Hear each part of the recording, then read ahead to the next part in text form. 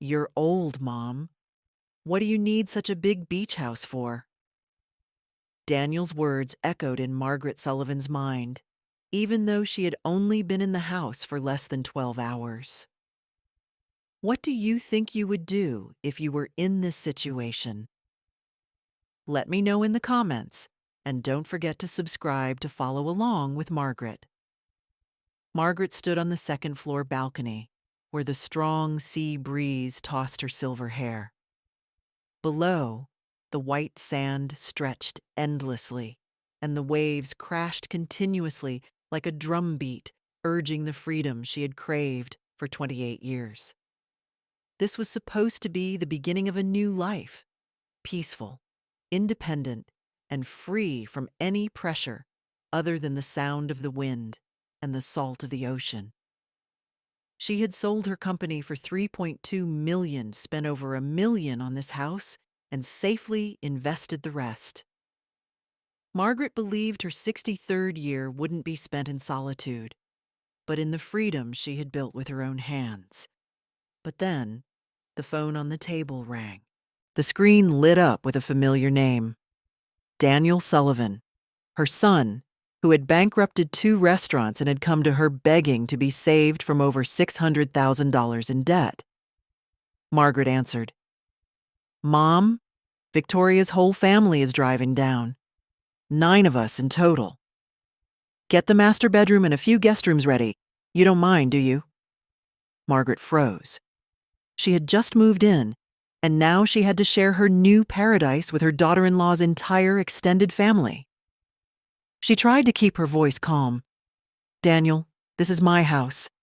I need time to get settled. But Daniel cut her off, his voice harsh. You live alone. There are plenty of extra rooms. Where do you expect us to sleep? On the sand? If you don't cooperate. You know, living alone in a big house like this is dangerous. I can get you into a nursing home. The words nursing home hit Margaret's ears like a shard of ice. This wasn't the first time her son had used this threat. Last time, she had gritted her teeth, paid off his debt, and swallowed her pride to keep the peace. But today, standing before the vast ocean in the house she herself had bought, she knew things would be different. Margaret took a deep breath, then replied softly, Fine, just come. I'll make arrangements. Outside, the waves surged, white foam spraying. In Margaret's eyes, the look was no longer one of weakness. Because if Daniel saw this as a game of chess, then this time, she would be the better player. Margaret's peace didn't last long. The roar of car engines rose from the small road leading to the beach. Margaret looked down from the second-floor window and saw a convoy of vehicles pulling into her driveway. 3 SUVs, packed with people and luggage, doors slamming, the sound of children screaming mixed with the loud laughter and chatter of adults. Daniel Sullivan got out first, hands in his pockets, his eyes sparkling as if he were the owner of this house. Beside him, Victoria Hughes, her daughter-in-law who always wore a cold, polite smile, pointed, signaling for her younger sisters to carry the suitcases inside.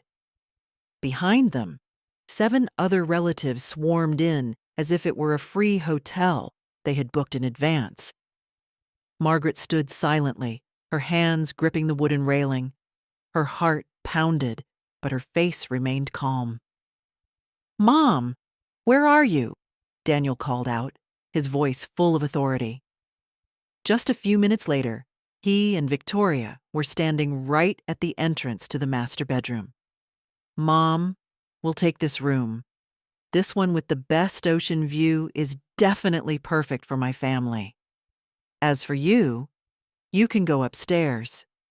It's quieter up there, Daniel said, as if it were a decision that had already been agreed upon. Margaret looked around. Luggage was piled in the middle of the foyer. The sofa was occupied. and children were already running up the stairs to explore the other rooms. The house she had just bought, which hadn't even begun to smell like her own, had now been turned into a noisy resort. Victoria stepped forward, placing a light hand on Margaret's shoulder, her voice sweet but full of insinuation. "Mom, you know, with 9 of us, we need a lot of space. You're all alone. It makes the most sense for us to have the master bedroom." Margaret nodded slowly, a faint smile on her lips. In her eyes, that submission was just a mask hiding a gathering storm. Daniel didn't miss his chance, clapping his hands to get everyone's attention. "Make yourselves comfortable, everyone. This is our house now." In that moment, Margaret suddenly realized the harsh truth. Her son no longer saw her as the center of the family, but merely as an obstacle preventing him from possessing her assets. She sat down in a chair near the window, her gaze fixed on the sea. The murmuring waves outside seemed to whisper, "Don't be silent anymore. This is a fight you are forced to join." And that fight began as soon as night fell. The once quiet house had turned into a chaotic hotel. The sound of laughter, the blaring TV, and children crying echoed from every room. Margaret lay on the small bed upstairs in what was supposed to be a guest room, unable to sleep. She listened to Daniel's heavy footsteps pacing in the living room below. She heard Victoria yelling at the children, mixed with chatter about our new house. It all flooded Margaret's ears like knives cutting into her heart. This was no longer her house, at least not in their eyes. Margaret sighed, then quietly sat up. She took her phone from the drawer, her hands trembling not from fear, but from restraint. It was time to make the first move. She dialed Richard Collins, her trusted lawyer for many years. "Richard, I need you. Immediately. My son is trying to take this house. I suspect he's had a plan for a long time." Richard's voice was calm and firm. "Mrs. Sullivan, I know Daniel. He won't stop at threats. I'll prepare the paperwork to protect you, but we need concrete evidence." Margaret nodded slightly, though Richard couldn't see her. "I'll take care of that part." Immediately after, she opened her contacts and called Angela Brooks, a private investigator. "Angela, I need you to check all of Daniel's recent activities. Bank accounts, real estate contacts, anything that proves he's scheming for this house. I want everything." Angela's voice was low. "You want me to be discreet?" "As discreet as possible. This is a chess game, and I can't let him know what move I'm making." Outside, the waves crashed like battle drums. Margaret put the phone down, staring at the dark wall. A clear plan formed in her mind. Gather evidence, block Daniel's path, and finally, teach her son a lesson he would never forget. A strange light gleamed in her eyes. Daniel thought she was an old, worn-out pawn.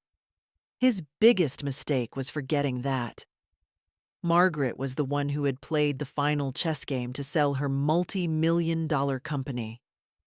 Margaret's first move didn't take long to deploy. The morning sun shone on the porch, the sound of waves and seagulls mixing in the air. But in the backyard of the beach house, the scene was completely different. Packed with people, temporary plastic chairs set up, and the smell of BBQ smoke wafting through the air. Margaret Sullivan stood silently in the kitchen, looking out at the crowded yard her son had conveniently invited guests to. Daniel always loved to show off. Less than a day after his family moved in, he had bragged to all his friends, "We just got a super luxurious beach villa. Come on over, eat and drink all you want." In Daniel's eyes, this house was already his asset to flaunt. But in Margaret's eyes, It was the perfect bait to start her first move. The night before, she had called the most high-end catering service in the region. A team of professional chefs, fine wine, elegant tables, and a menu of over 30 dishes. Total cost, $18,000. All of it was billed to Daniel Sullivan, who had identified himself as the property manager when calling the service. Margaret clearly remembered Daniel's confident voice on the phone with the staff. "Yes, I am the owner of this villa. Just put all the bills in my name. Send them straight to this address." She just sat silently, smiling faintly. A big fish had swum right into the net. When the clock struck 3 p.m., droves of guests began to arrive. Daniel's friends, Victoria's former colleagues, even some distant, unfamiliar relatives. Margaret's backyard was packed, like a town festival. Long tables were covered with white cloths, fragrant grilled meat smoked, and champagne flowed continuously. Everyone was impressed. "Daniel, you really know how to live. A BBQ at a beach villa like this is top-notch. Victoria, you're so lucky. With a rich mother-in-law like this, you won't have to worry for the rest of your life." Daniel held his head high, laughing arrogantly, basking in the admiring glances. Victoria linked arms with her husband, smiling smugly. As for Margaret, she just sat in a corner of the porch, holding a cup of tea, calmly observing it all. In her mind, every passing minute only made her move more perfect. At the end of the party, as people began to clean up, the service manager approached with a thick stack of invoices. He spoke politely, but loud enough for many nearby to hear. "Excuse me, who is Mr. Daniel Sullivan? Here is the invoice for today's party, totaling $18,000. We need confirmation of payment." The entire backyard suddenly fell silent. All eyes turned to Daniel. He was speechless, his face flushing red. "What? $18,000? You're mistaken. This is my mother's house. She should pay for it. Why me?" The manager smiled, holding the paper out for all to see. "No mistake. You called to order the service, identified yourself as the owner of this villa, and verbally confirmed the invoice would be in your name. Here is the recording of the call, if you'd like to listen to it." Whispers erupted everywhere. A few guests snickered, while others exchanged awkward glances. Victoria immediately jumped in, her voice shrill. "This must be a misunderstanding. Mom, say something. You can't let them embarrass your son like this." Margaret slowly set her tea down. She stood up, walking step by step, until she was in front of Daniel and Victoria. Her gaze was calm, but her voice was sharp as ice. "Daniel, if you like playing the game of pretending to be the owner of this house, then you must pay the price of a real owner. It's that simple." Daniel stammered, "But, Mom, I just wanted to help you manage." "Manage?" Margaret raised an eyebrow. "Managing by inviting 30 people over to eat and drink without permission? By ordering luxury services on your own? That kind of managing is called misappropriation. And now, this $18,000 bill is a reminder that every action has a consequence." All eyes were on Daniel. Some guests started filming with their phones. In that moment, his arrogance shattered.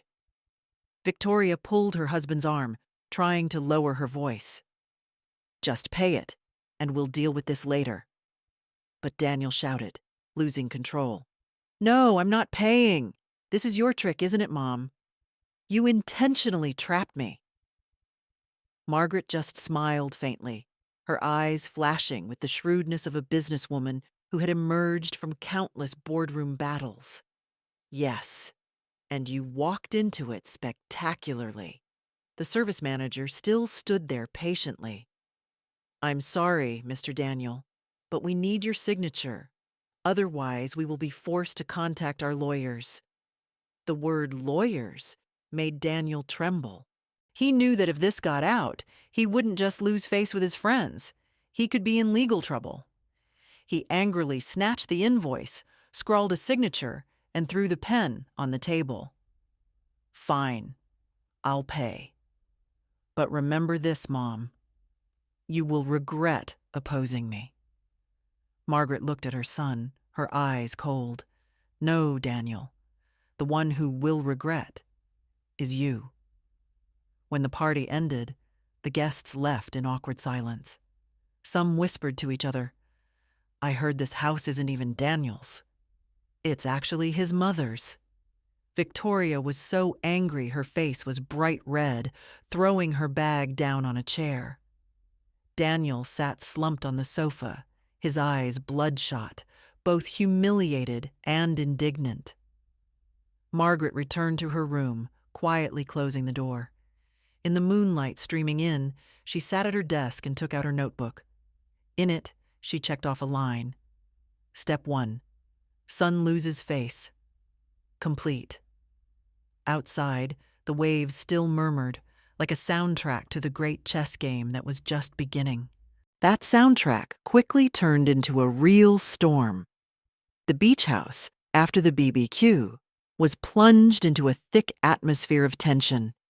Strewn tablecloths, beer cans, and greasy paper plates were not yet cleaned up. But the mess in the yard was nothing compared to the storm raging in the living room. Daniel sat slumped on the sofa, his hands running through his messy hair.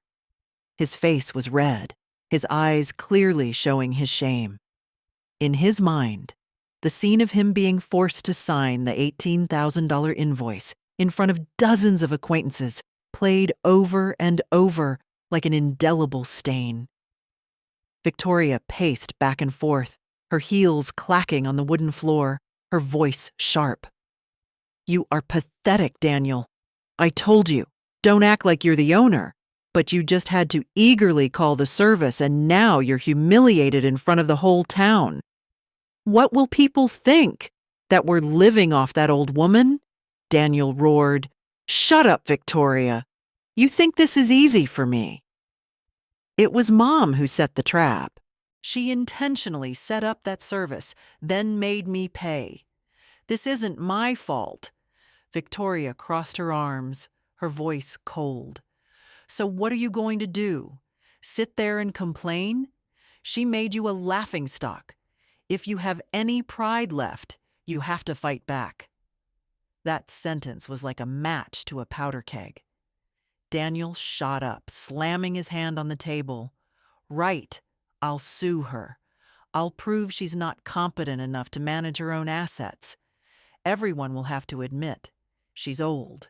She's not capable of living independently. And this house will be mine. Victoria narrowed her eyes, a smirk playing on her lips. For the first time all evening, she smiled. Now you're talking sense. I have some friends in the legal field. They can show you how to file for guardianship. We'll make this house our legal property. Daniel took a deep breath. In his mind, an image of his father appeared. The man who always thought Margaret was too stubborn, too independent. His father had once said, "One day, you have to control your mother, or she'll throw money out the window." Daniel clenched his fists, as if hearing that voice from the past. He turned to Victoria, his eyes flashing with determination.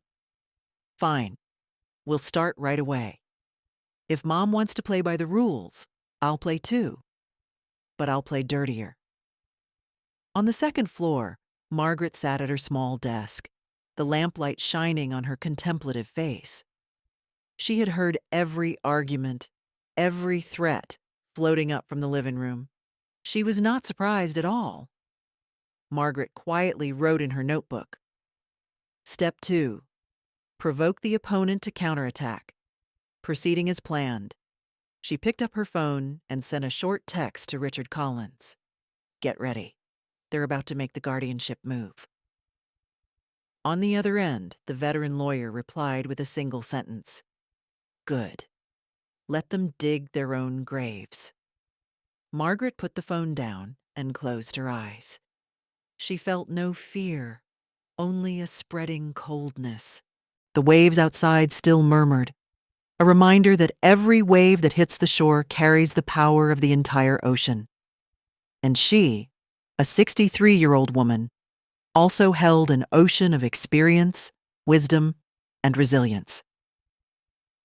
In the living room below, Daniel picked up his phone, dialing a law firm a friend had recommended. His voice trembled with both indignation and resolve. Hello. My name is Daniel Sullivan. I need to file for emergency guardianship of my mother. She is no longer mentally competent to manage her assets. Victoria sat beside him, her eyes bright with triumph. In her mind, a bright future appeared. Once Margaret was declared incompetent, the beach house, the investments, everything would be in their hands.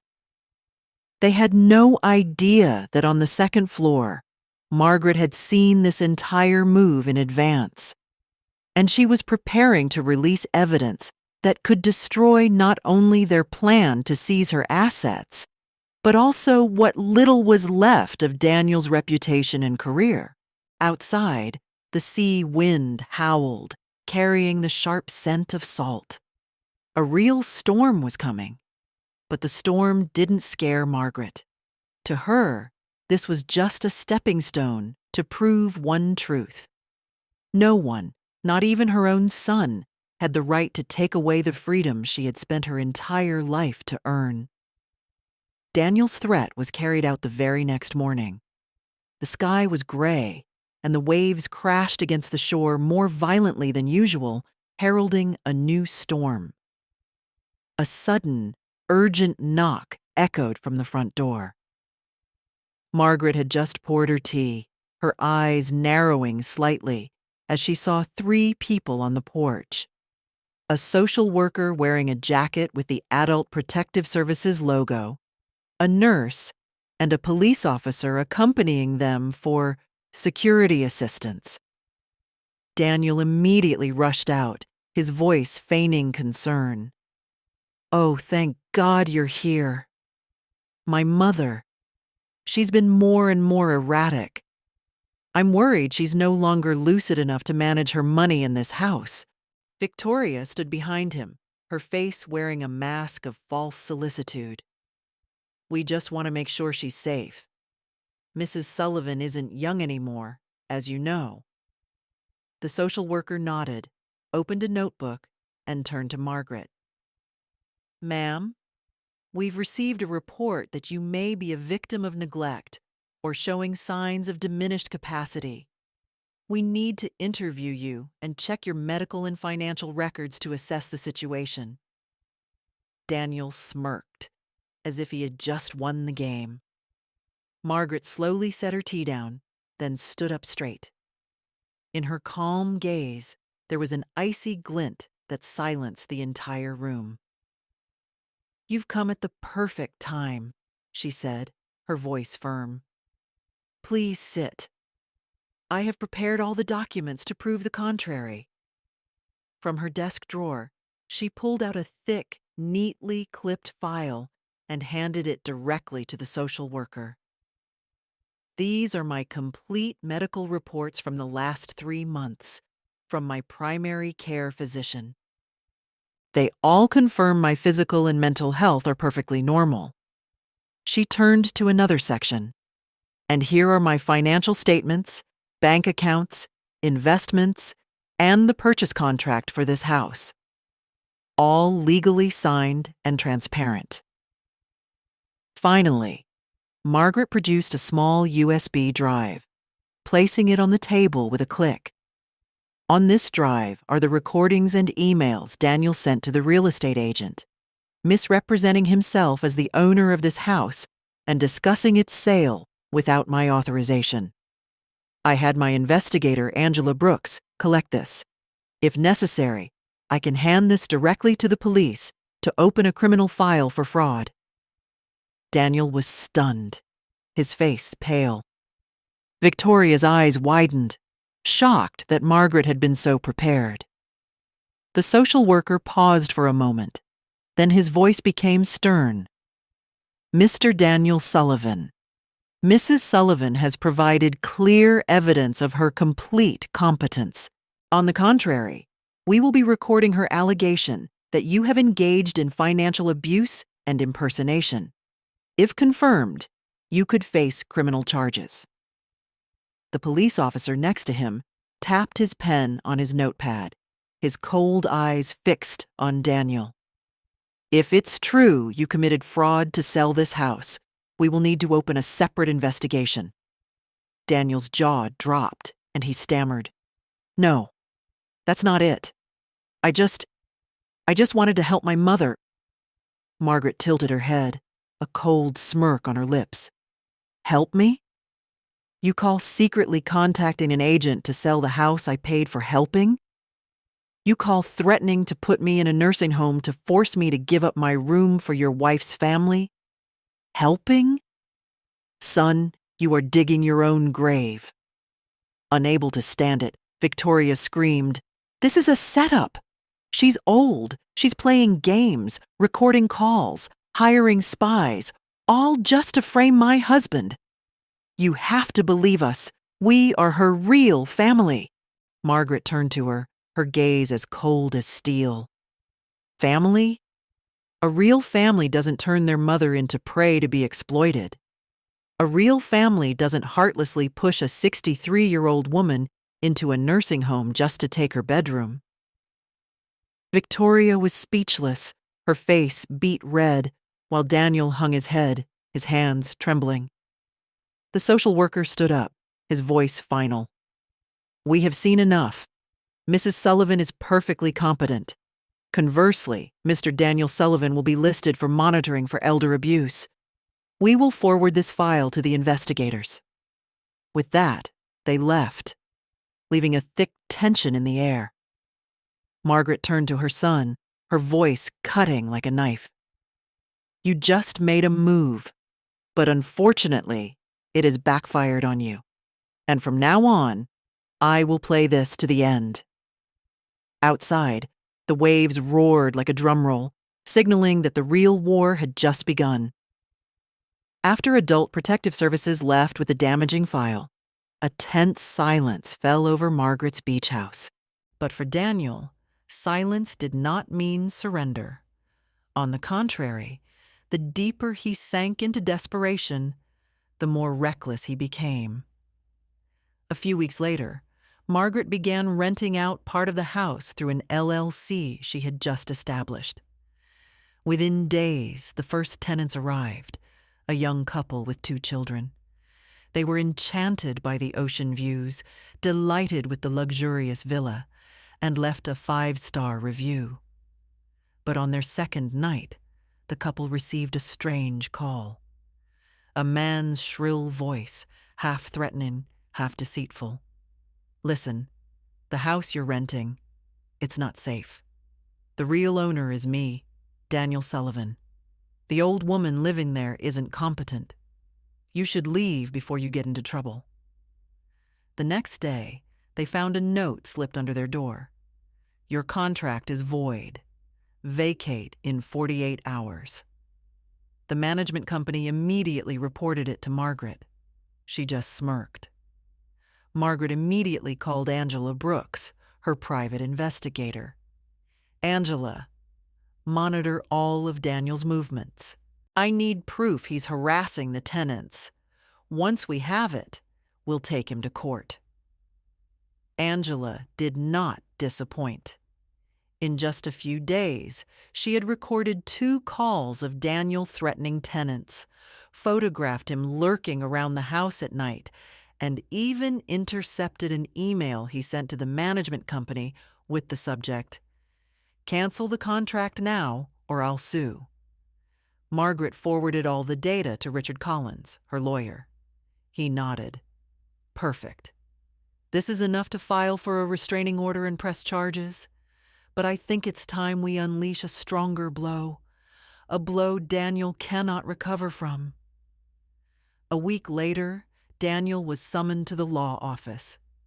He walked in, trying to appear arrogant, but the flicker of panic in his eyes betrayed him when he saw the thick file on the table.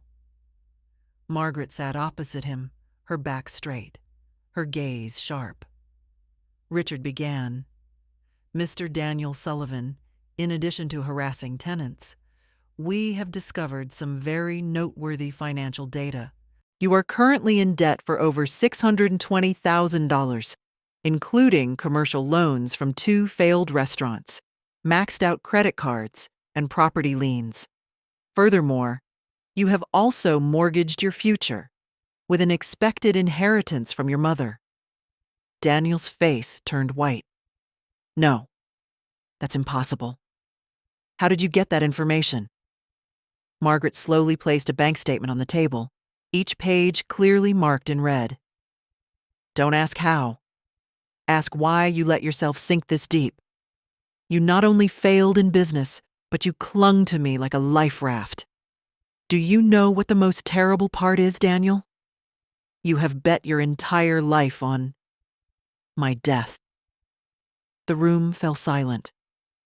Victoria, sitting next to Daniel, looked as if all the blood had drained from her face. Richard's voice was firm.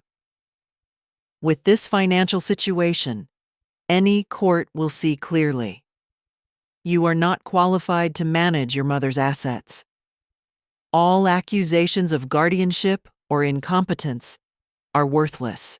On the contrary, we have enough evidence to sue you for harassment, fraud, and attempted extortion." Daniel clenched his fists, trembling. Beads of sweat ran down his cheeks. He opened his mouth to object, but Margaret spoke first. "Son, I've seen every move you've made in this game. The more you try to grab, the more you will lose. This is no longer your game." Victoria turned to her husband, whispering like a curse. "You've dragged us into a pit, Daniel." The meeting ended with Daniel being forced to sign a legally binding agreement to stop harassing tenants and interfering with Margaret's assets. If he violated it, he would immediately face criminal charges. He walked out of the law office with a stumbling gait, his face vacant. Victoria followed behind, her silence chilling.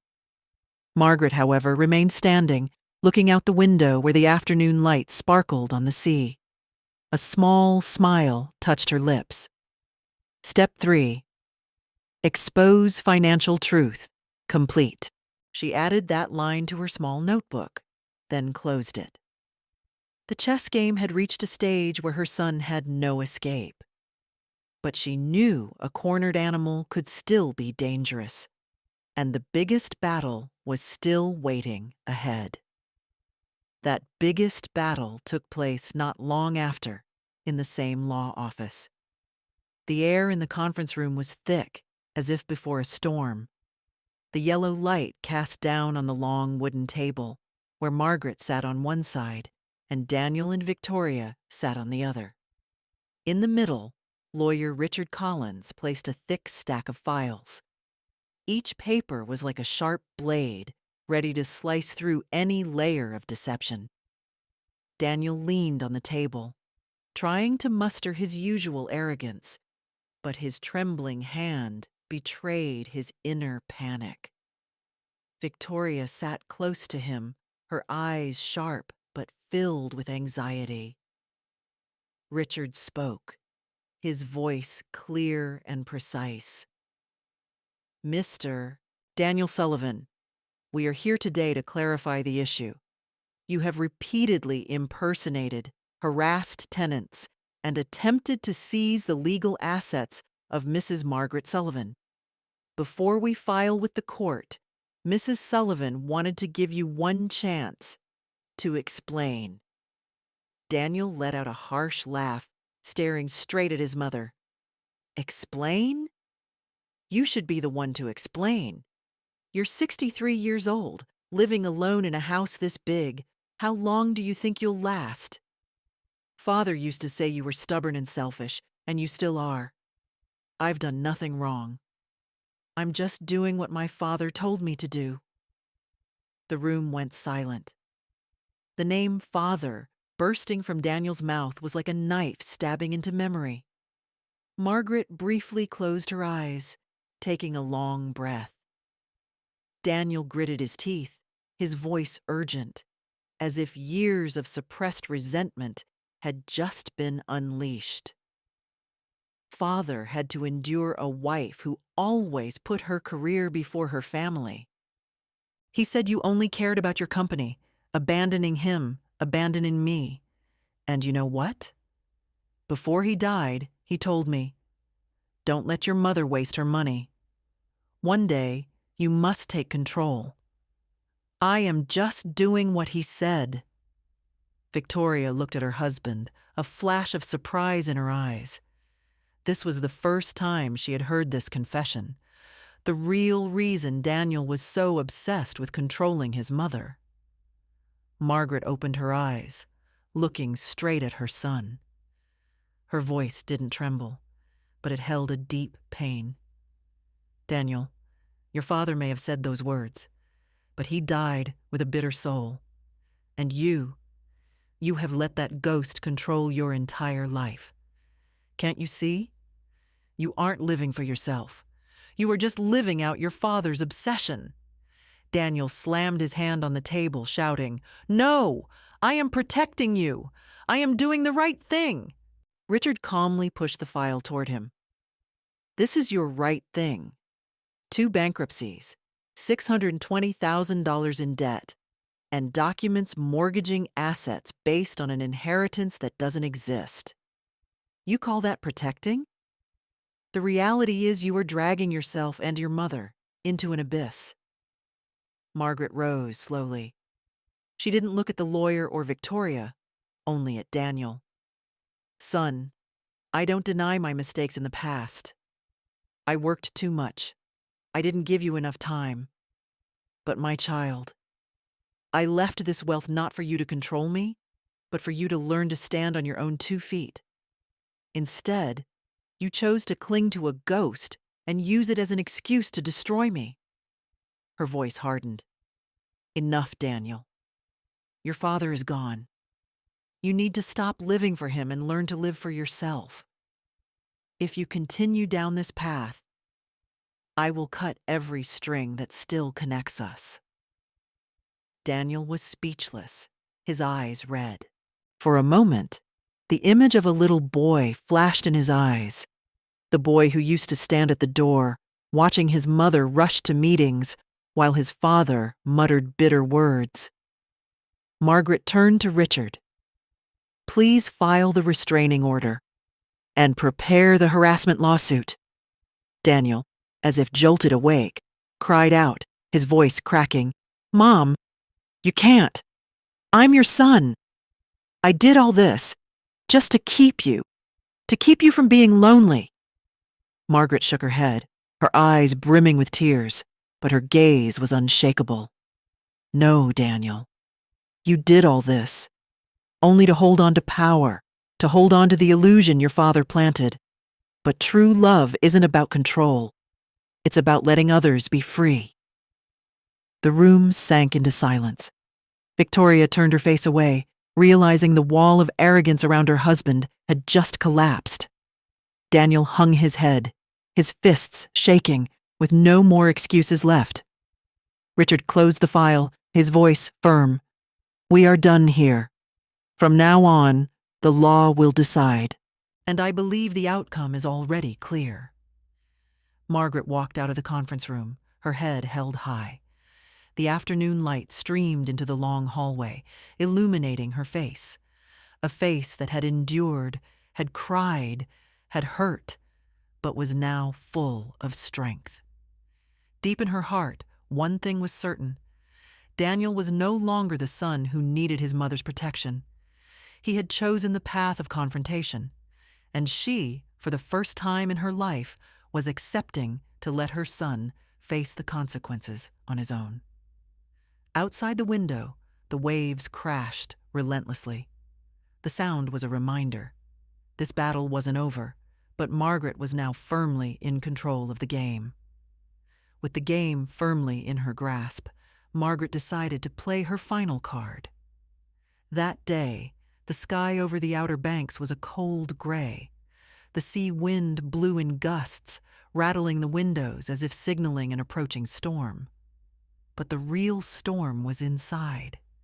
Between mother and son, the final thread was about to be cut.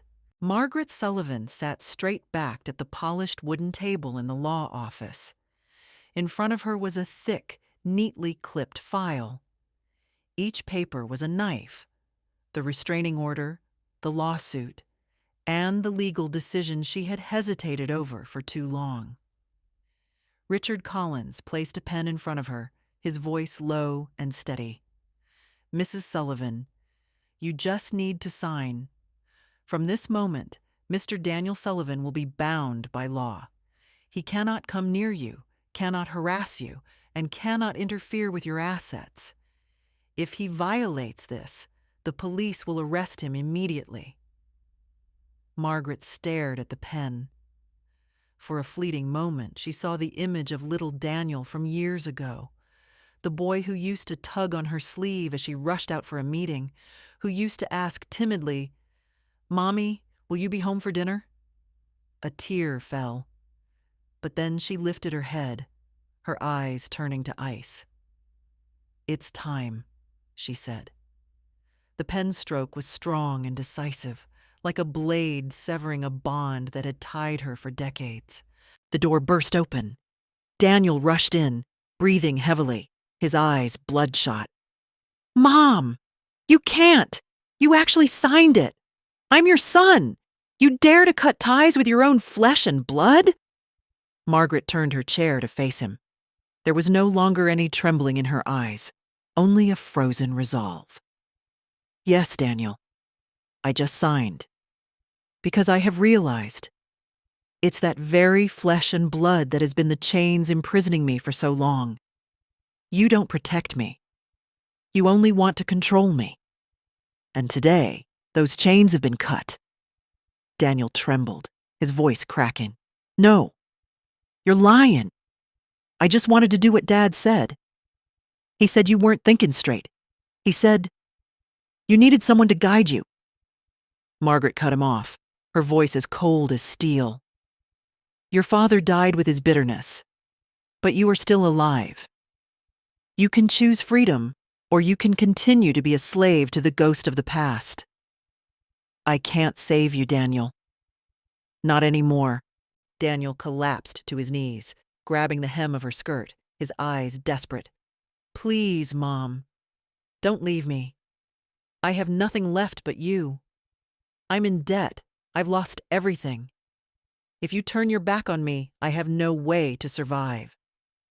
Margaret looked down, her eyes full of tears. But she did not bend down as she always had. She shook her head slowly, each word landing like a cold verdict. "No, Daniel. It's precisely because I saved you so many times that you've become this way. True love is not enablement. And the final lesson I have for you is to let you be responsible for yourself." She stood up and turned away. Daniel's hands fell, his shoulders slumped. As Margaret walked out of the law office, the sea wind hit her, carrying the strong smell of salt. She took a deep, deep breath. She felt both pained and relieved. For so many years, she had been bound by the word duty. But today, for the first time, she was truly free. Richard walked beside her, his voice low. "You just did something few people have the courage to do. You cut the chains of a toxic family relationship. From now on, the law will handle the rest." Margaret nodded slightly. Her gaze drifted to the horizon, where the setting sun painted the sky red. The waves still rolled in, like a victory song for the woman who had finally chosen herself over her bindings. In her small notebook, she added one short line beneath the previous steps. Step 4. Chains cut. After the chains were cut, the morning in the Outer Banks was truly peaceful. The dawn light spread across the sea, glittering like liquid honey. The waves still lapped gently on the white sand, but this time there was no storm, no shouting, no crowds. Only Margaret Sullivan, alone, free, and proud. She stood on the balcony, the place where she had spent restless nights and anxious mornings, now a doorway to her rebirth. With a hot cup of tea in her hand, Margaret closed her eyes and breathed in the smell of the sea, letting the morning sun dry the tears of her long struggle. The house was transformed. The beach house was no longer a battlefield for family schemes. Margaret had transferred its management to her LLC, signing a contract with a reputable resort group.